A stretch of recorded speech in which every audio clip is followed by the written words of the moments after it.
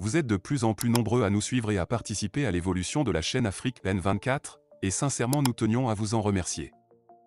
Nous lisons tous vos commentaires qui enrichissent le débat et vraiment nous vous demandons de nous soutenir, en aimant les vidéos pour une large diffusion, et pour continuer à avoir une ligne éditoriale indépendante, et vous proposer de nouvelles émissions toujours de plus en plus enrichissantes.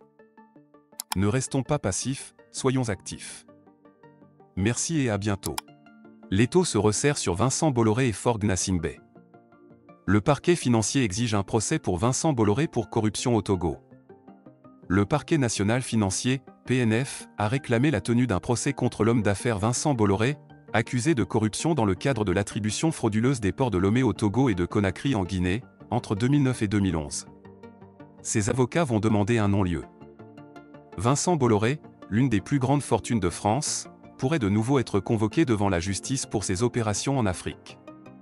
Le PNF a officiellement exigé un procès pour Vincent Bolloré dans l'enquête sur l'attribution douteuse de la gestion des ports de Lomé et Conakry. Les magistrats financiers parisiens, impliqués dans cette affaire depuis 2013, soupçonnent le groupe Bolloré, dirigé par Vincent Bolloré, ainsi que deux autres cadres supérieurs, d'avoir utilisé les services de conseil politique de la filiale Euro-RSCG, maintenant AVA, pour obtenir ces contrats de manière frauduleuse. Accusation de corruption active d'agents publics étrangers. Selon une source proche du dossier, le PNF a requis un procès pour « corruption active d'agents publics étrangers » contre Vincent Bolloré et Gilles Alix, alors directeur général du groupe Bolloré, ainsi que pour « abus de confiance » pour ce dernier. Vincent Bolloré et Jean-Philippe Dor, directeur international de AVA, sont également accusés de « complicité » dans cette affaire. Les procureurs financiers affirment que, contrairement à ces déclarations, Vincent Bolloré suivait de près et régulièrement les activités du groupe au Togo. Il aurait impliqué le groupe Bolloré dans la campagne électorale de Forgue Gnassingbé et aurait personnellement supervisé le recrutement de Patrick Bolouvi, demi-frère du président togolais, comme directeur général de Ava Media Togo. En contrepartie de ce pacte de corruption, le groupe Bolloré aurait obtenu divers contrats, notamment la gestion du port de Lomé, ainsi que des avantages fiscaux. Le procès demandé par le PNF inclut également des soupçons de financement frauduleux de la campagne présidentielle 2010 d'Alpha Condé en Guinée, à hauteur de 170 000 €.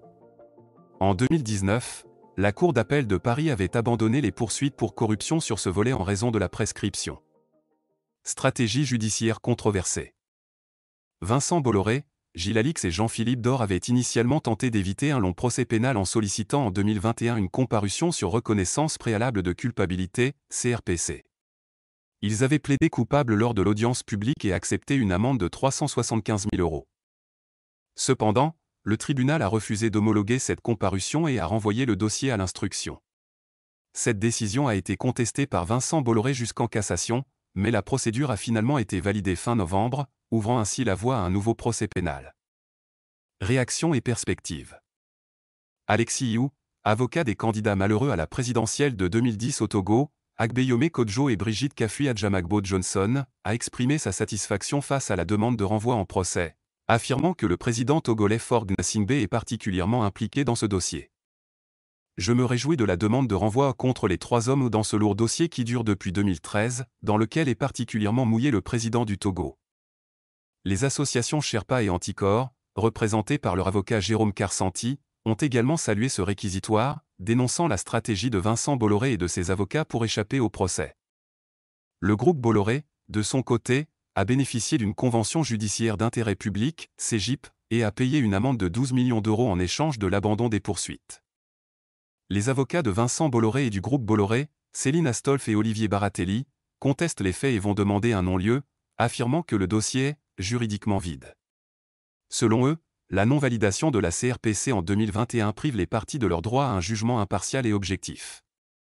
La décision finale sur la tenue d'un procès revient désormais au juge d'instruction financier Serge Tourner. Likez la vidéo si ce n'est pas déjà fait. Laissez aussi votre point de vue en commentaire. Abonnez-vous et cliquez aussi sur la petite cloche de notification pour ne rien rater de nos prochaines vidéos. N'oubliez pas de partager aussi la vidéo et de la liker.